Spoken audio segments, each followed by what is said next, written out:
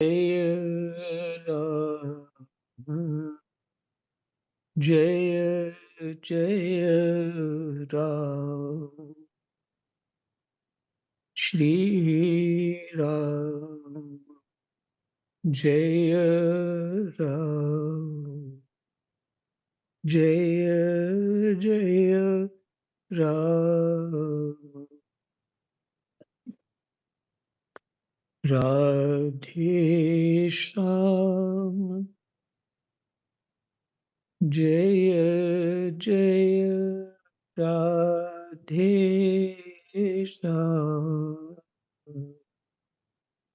जय जय राधे श्याम। श्री गणेशाय नमः। श्री सीतारामाभ्याम नमः। श्री हनुमते नमः। श्री उमापते नमः। श्री गुरुवे नमः। सब संतन की जय जय। जय जय सीताराम, राधे श्याम। श्रीमद् भागवत महापुराण द्वितीय स्कंद 8वां अध्याय और प्रसंग है राजा परीक्षित के विविध प्रश्न।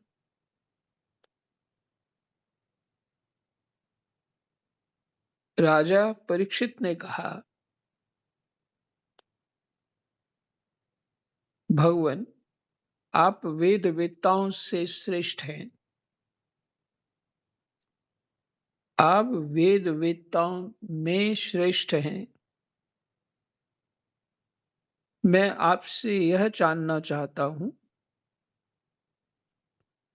कि जब ब्रह्मा जी ने निर्गुण भगवान के गुणों का वर्णन करने के लिए नारद जी को आदेश दिया, जब ब्रह्मा जी ने निर्गुण भगवान के गुणों का वर्णन करने के लिए नारद जी को आदेश दिया, तब उन्होंने किन किन को किस रूप में उपदेश किया।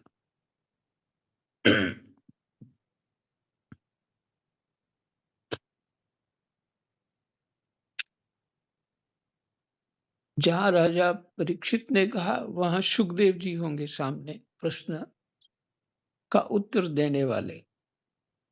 जहां नारद जी होंगे तो वहां ब्रह्मा जी उपदेश करेंगे।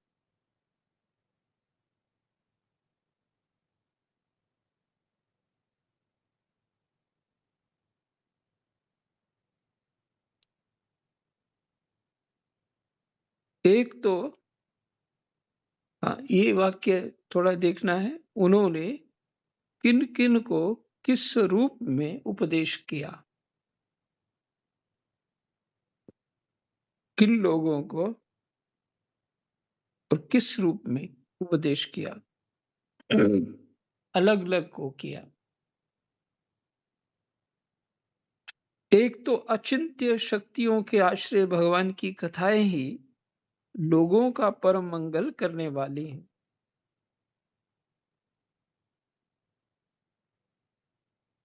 अचिंत्य जिनकी शक्तियों का कोई चिंतन भी नहीं कर सकता, अर्थात वो अनंत है।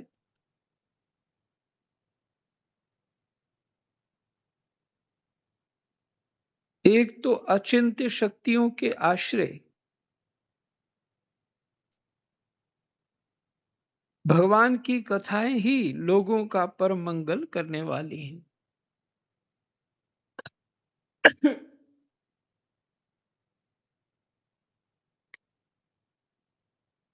दूसरे देव ऋषि नारद का सबको भगवत दर्शन कराने का स्वभाव है। अवश्य ही आप उनकी बातें मुझे सुनाइए। सुखदेव जी से कह रहे हैं परीक्षित जी कि भगवान ब्रह्मा ने नारद जी को क्या उपदेश किया।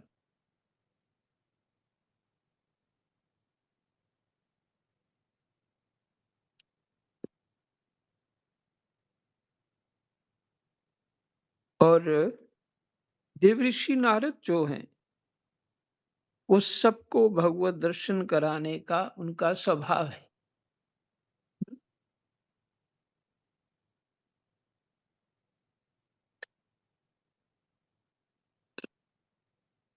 जिसको जो रस होता है ना, जिसको जो चीज़ अच्छी लगती है, वो यही कहता है, "लो तुम भी खाओ यही चीज़, बहुत अच्छी है।" फिर दूसरे को पसंद नहीं आती। हुँ, कईयों को वो अच्छी नहीं लगती। पर नारद जी भगवत दर्शन को, भगवान की कथाओं को ही उत्तम मानते हैं और हृदय हृदय उन्हीं से भरा पड़ा है। तो नारद नारद जी सबको उसके आनंद का रस देना चाहते हैं, जागृत करना चाहते हैं, जिसको वो जान गए हैं भगवत कृपा क्या है, भगवान के भजन साधन का आनंद क्या है।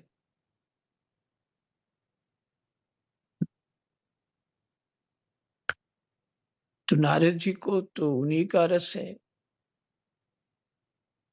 भगवान के गुणानुवाद का ही रस है। इसलिए उनका स्वभाव है भगवत दर्शन कराने का।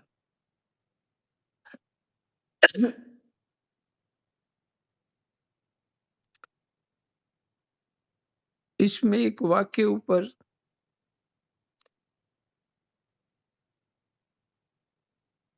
है,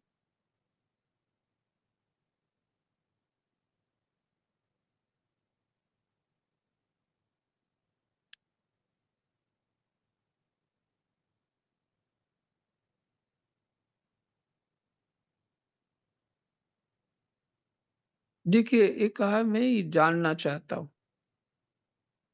प्रथम जो कहा, आप वेद वेत्ताओं में श्रेष्ठ हैं, मैं आपसे यही जानना चाहता हूँ कि जब ब्रह्मा जी ने निर्गुण भगवान के गुणों का वर्णन करने के लिए नारद जी को आदेश दिया, तब उन्होंने किन-किन को किस रूप में उपदेश किया? एक तो अचिंत्य शक्तियों के आश्रय भगवान की कथाएँ ही लोगों को परम मंगल करने वाली हैं। दूसरे देवऋषि नारद का सबको भगवत दर्शन कराने का स्वभाव है। अवश्य ही आप उनकी बातें मुझे सुनाइए।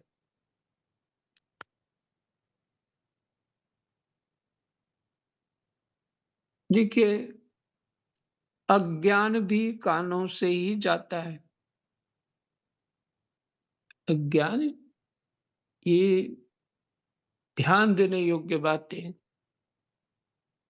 बच्चे जो छोटे हैं, जो समझ लेते हैं, सीख लेते हैं, वो उसी उसी स्थिति में, उसी अज्ञान में पकने लग जाते हैं। कथाएँ आवश्यक क्यों हैं? है ना? भगवान की कथाएँ आवश्यक क्यों हैं?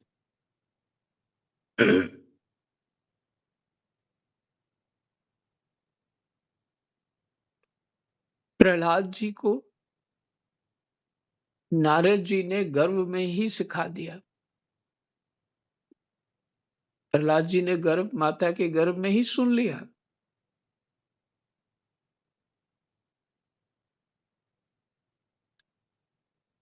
बच्चे छोटे हों और भगवान की तरफ लगाना आसान भी हो जाता है। और जो-जो बच्चे आज सीख रहे हैं, उसका फिर पेड़ बड़ा हो जाए तो फिर उसकी टहनी-वहनी को मोड़ना बहुत कठिन है। हुँ? तो कथाएँ हमारे जीवन को शुद्ध करने वाली हैं, हम तो ये जानते हैं, इसलिए उसको सुनते हैं।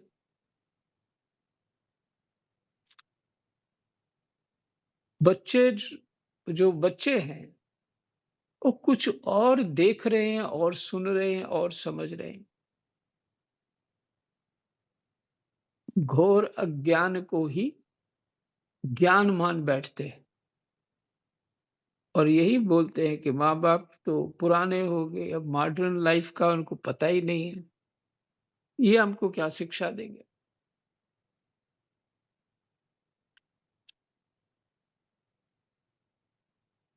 लेकिन ऐसा नहीं है। जीव को संग का रंग चढ़ ही जाता है।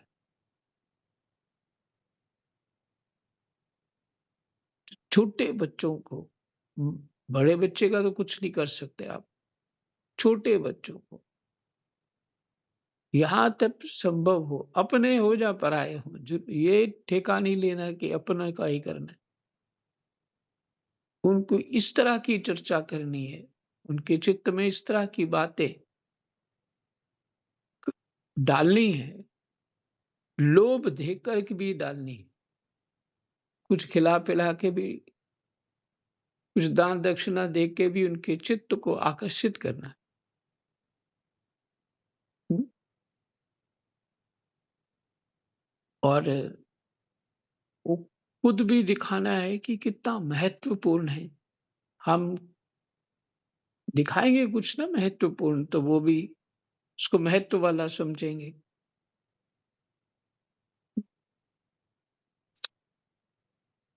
ये कथा जो है,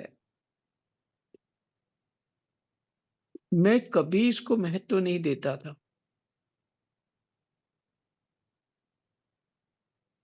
जब मैं कोई 20-22 साल का था, पर कान में पहुँच ही जाती थी कथाएँ कैसे न कैसे, ऐसे वातावरण में रहता था। तो चित्त यही होता, समझ ऐसी थी कि चित्त में बना रहता कि कथाओं से क्या होना है? योग करना चाहिए, समाधि लगानी चाहिए, सिद्धियाँ होनी चाहिए, चमत्कार होना चाहिए। कथाएँ सुनने से क्या होता है? साधारण सी, किसी को कोई आ गया तो वो कोई बातचीत ज़्यादा करता है तो उसको यही बोलते हैं, लो अभी ये अपनी कथा सुनाएगा।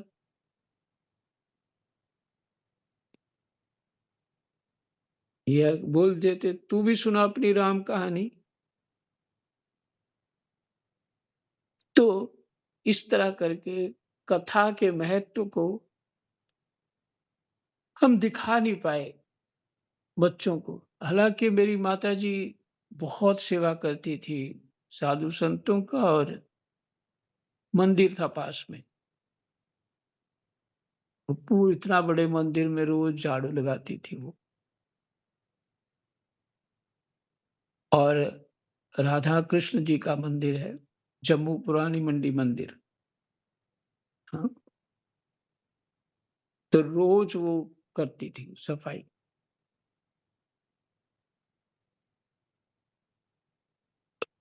कथा भी सुनती थी, लेकिन वो अपने ही कामों में व्यस्त। पर हमको ये ज़रूर बोलती कि आप तो मंदिर जाओ, अभी स्तुति करके आओ। फिर उतना कथा-वथा का, हाँ, कथा के बारे में ये बोलती, कथा सुनने से बहुत लाभ होता है इत्यादि, इतना बस, थोड़ा हल्के पर, कोई ज़्यादा नहीं, हल्का ही बोलती थी, ज़ोर दे के नहीं बोलती थी। बच्चों को तो खेलना होता है या अपनी पढ़ाई देखनी होती है।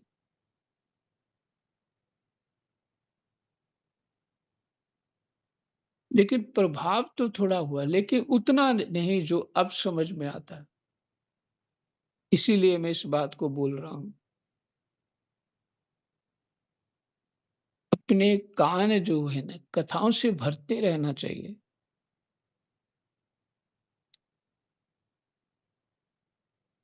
और अच्छे-अच्छे महापुरुषों का जो जीवन देखा है, वो शास्त्रों को लेके बैठे रहते थे, पढ़ते रहते थे।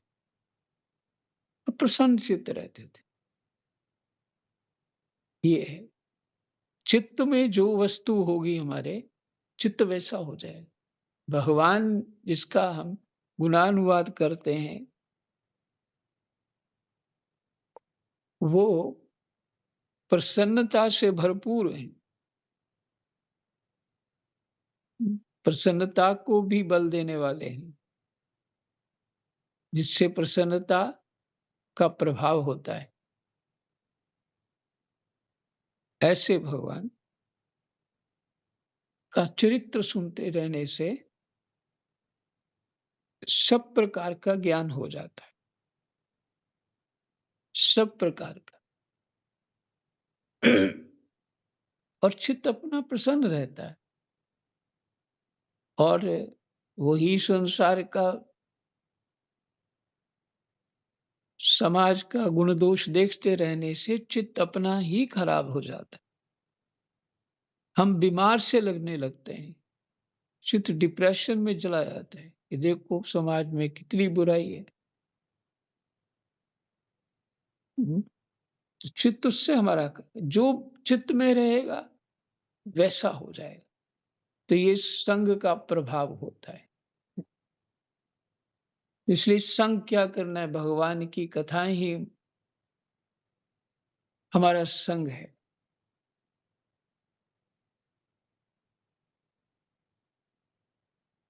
तीसरा श्लोक। महाभाग्यवान सुखदेव जी, आप मुझे ऐसा उपदेश कीजिए कि मैं अपने आसक्ति रहित मन को सर्वात्मा भगवान श्री कृष्ण में तन्मय करके अपना शरीर छोड़ सकूं। यही उपदेश चाहिए। ये पूरे जीवन का प्रश्न यही है हमारा। जो परीक्षित ने कहा है वही हम लोगों का प्रश्न है। महाभाग्यवान सुखदेव जी, आप मुझे ऐसा उपदेश कीजिए कि मैं अपने आसक्ति रहित मन को सर्वात्मा भगवान श्री कृष्ण में तन्मय करके अपना शरीर छोड़ सकूं। श्री कृष्ण में तन्मय करके अपना शरीर छोड़ सकूं। जो लोग उनकी लीलाओं का श्रद्धा के साथ नित्य श्रवण और कथन करते हैं,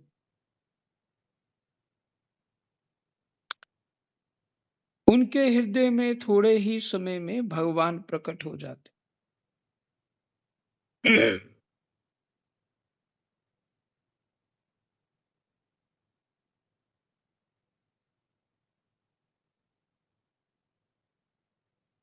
जो लोग उनकी लीलाओं का श्रद्धा के साथ नित्य श्रवण और कथन करते हैं, उनके हृदय में थोड़े ही समय में भगवान प्रकट हो जाते हैं।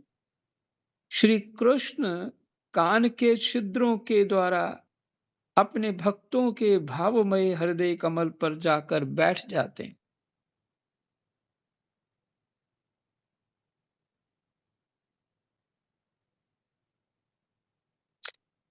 कान को तीर्थ भी कहा है।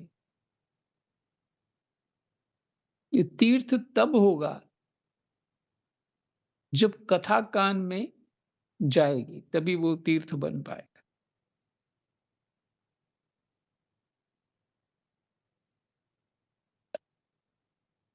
आप सबने ये नोटिस किया ही होगा, पहले कोई बात करते, इस तरह सी बात होती जो अच्छी नहीं है, गलती हो गई त्यारे, तो कानों को हाथ लगाते,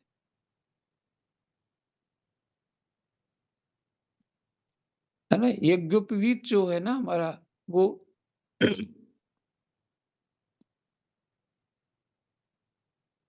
ओम, ओम ही मानिए उसको, ब्रह्मा विष्णु महेश उसमें विराजमान होते हैं। और उसको लघु शंका इत्यादि जाना है, उन्हें बाथरूम जाना है, तो उसको कान पे लपेट लेते हैं। मैंने उसको तीर्थ में हमने रख दिया ऊपर, अशुद्ध नहीं है, पवित्र रहेगा।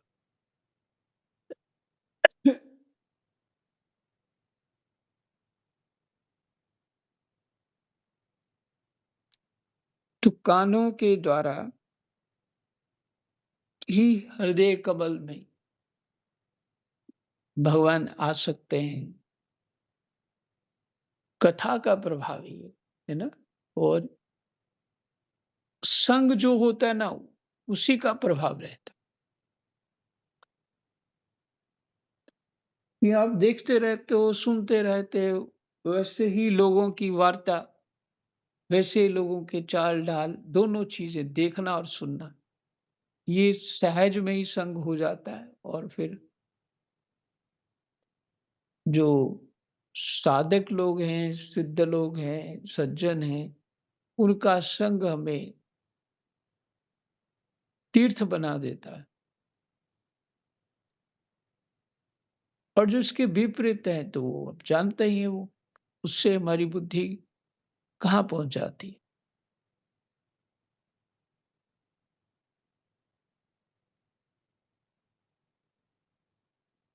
और जैसे शरद ऋतु जल का गंधलापन मिटा देती है, वैसे ही वे भक्तों के मनोमल का नाश कर देते।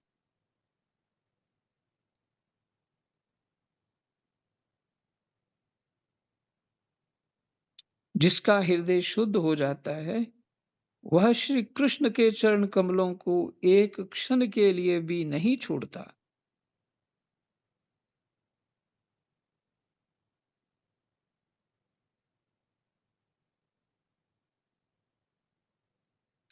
जैसे मार्ग के समस्त क्लेशों से छूटकर आया हुआ पथिक अपने घर को नहीं छोड़ता।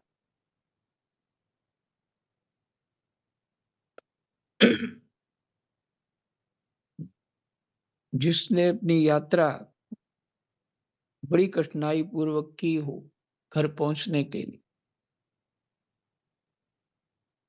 वो ही जानता है कितना कष्ट है। जब घर आ जाता है तो उसको लगता है कि अब तो वैकुंठ में पहुंच गए।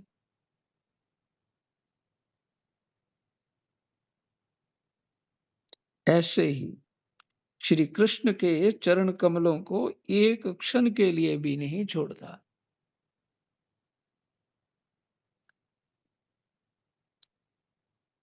एक कथा तो बहुत लंबी है, पर उसका दो वाक्य में सार बात कह देता हूँ। राजस्थान के कोई भक्त थे।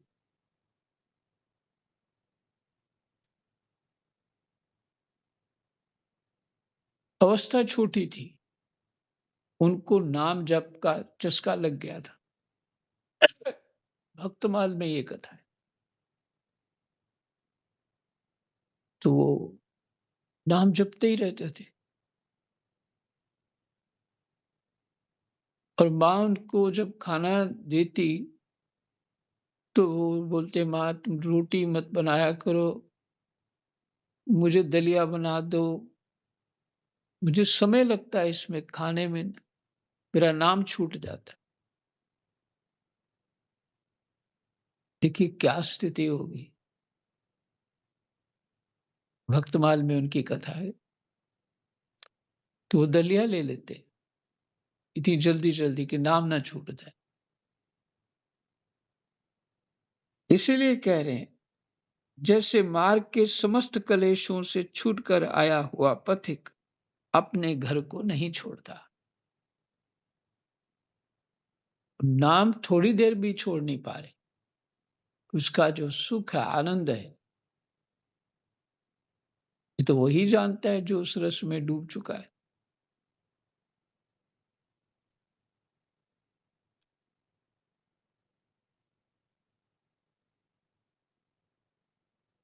भगवान जीव का पंचभूतों के साथ कोई संबंध नहीं है। कि महाराज परीक्षित सुखदेव जी से प्रश्न कर रहे हैं, जिज्ञासा कर रहे हैं। जीव का पंचभूतों के साथ कोई संबंध नहीं है, फिर भी इसका शरीर पंचभूतों से ही बनता है। तो क्या स्वभाव से ही ऐसा होता है अथवा किसी कारणवश? आप इस बात का मर्म पूर्ण रीति से जानते हैं।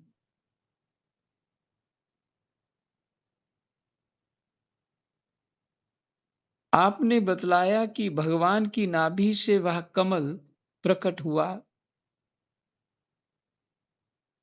जिसमें लोकों की रचना हुई। यह जीव अपने सीमित अवयवों से जैसे परिच्छिन्न है, वैसे ही आपने परमात्मा को भी सीमित अवयवों से परिच्छिन्न सा वर्णन किया है। ब्रैकेट में लिखा है, यह क्या बात है, मतलब क्या कारण है। जीव अपने सीमित अवयवों से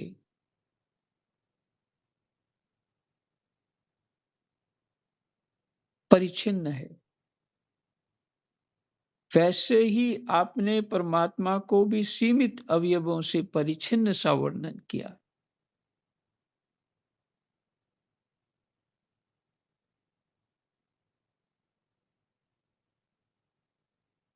मैंने सीमित, एक सीमित जीव तो एक सीमित स्थिति में है,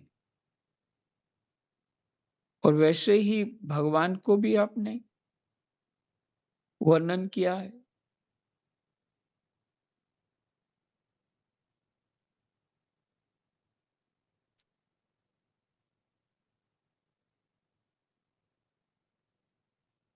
और परिचिन का एक अर्थ और भी होता है, पर यहाँ जो भाव लग रहा है उसी को देख रहा हूं, अभी जो समझ में आ रहा है।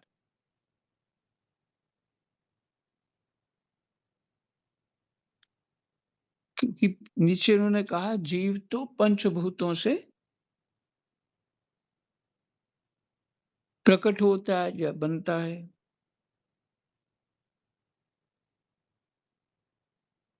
तो भगवान के बारे में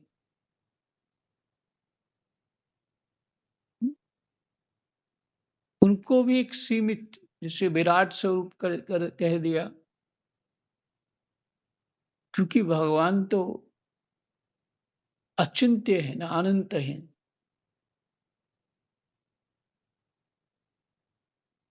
फिर कहते हैं जिनकी कृपा से सर्वभूतमय ब्रह्मा जी प्राणियों की सृष्टि करते हैं। फिर एक बात कहना चाहता हूं, अक्सर बोलता ही हूं कि प्रश्न जो है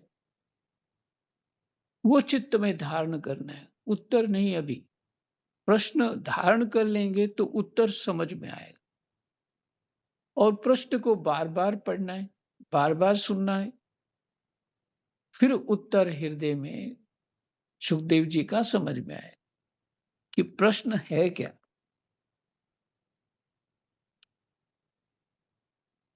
कहते हैं जिनकी कृपा से सर्वभूतमय ब्रह्मा जी प्राणियों की सृष्टि करते हैं,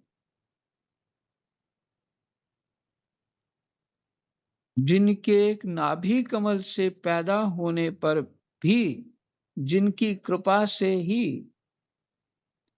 ये उनके रूप का दर्शन कर सके थे। उनका जन्म भगवान की नाभि से ही हुआ, फिर भी तो दर्शन नहीं कर पाए थे। उन्होंने बहुत तप करके प्रयास किया पर समझ में नहीं आया,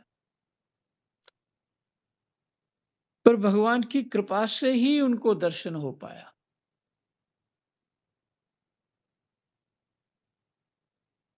जीव साधन करेगा ना, तो हमारी साधना रूपी चाह जो है वो परमात्मा तक लक्ष्य बना देती है। वो हमारी प्रार्थना है, वो हमारी साधना। तो भगवान जब हमें योग्य समझेंगे तब कृपा कर देंगे।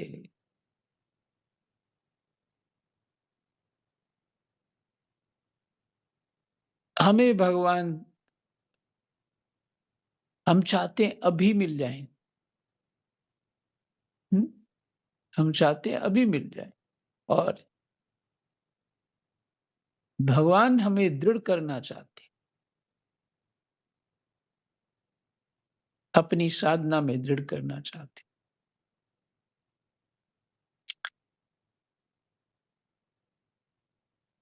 अब जानते ही हैं भगवान का दर्शन, भगवान कृष्ण का दर्शन बहुतों ने किया,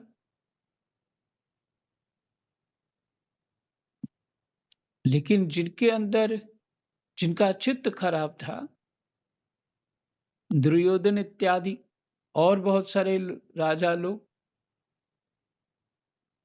कंस,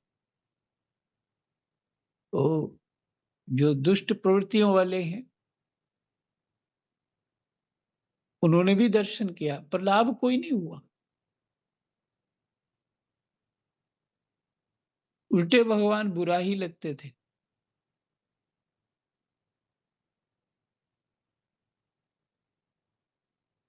तो तामसिक वृत्तियां हैं, है ना? उनको सत्व गुण कैसे अच्छा लगेगा या गुणातीत कैसे अच्छा लगेगा?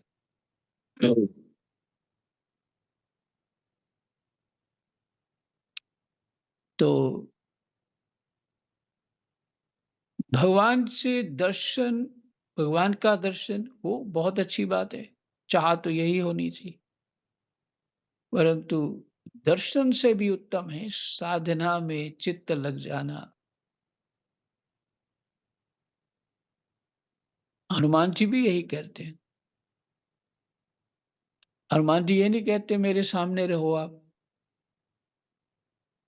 मैं कुछ और प्रश्न नहीं कहते, मुझे अनपायनी भक्ति दो,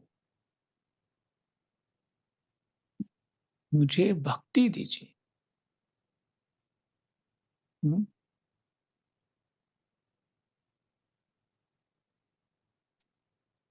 और जिसकी स्मृति में रहते हो वही रूप हो जाते हो।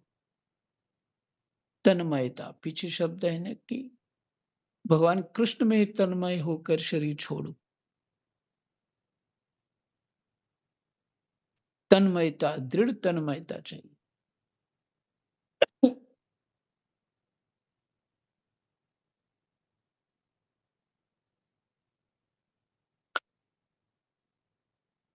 तो राजा परीक्षित प्रश्न करते हैं,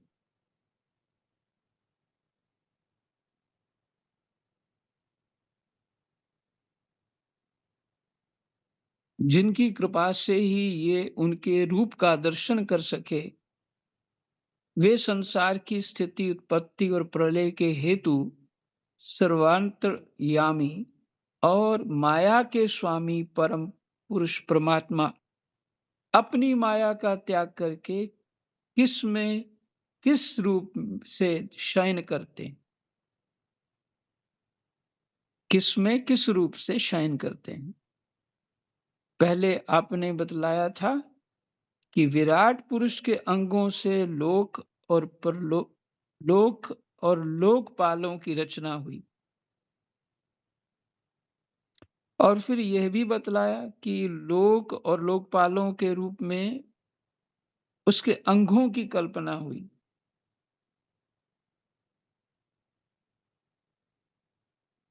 इन दोनों बातों का तात्पर्य क्या है?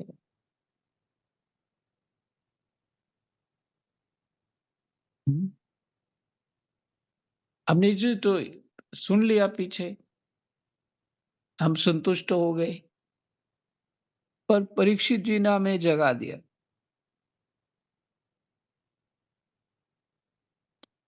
कि इसका तात्पर्य क्या है ये बताइए? क्या विराट पुरुष के अंगों से लोक और लोकपालों की रचना हुई और फिर यह भी बताया कि लोक और लोकपालों के रूप में उसके अंगों की कल्पना हुई। इन दोनों बातों का तात्पर्य क्या है? ये इतना सुनने वाला कितना सावधान है। इसलिए ये बहुत अच्छा लगा। समय हो गया, यहीं विश्राम करते हैं। 11 श्लोक हुए। कृष्णाय वासुदेवाय हरये परमात्मने प्रणतः क्लेशनाशाय गोविन्दाय नमो नमः। जय जय श्री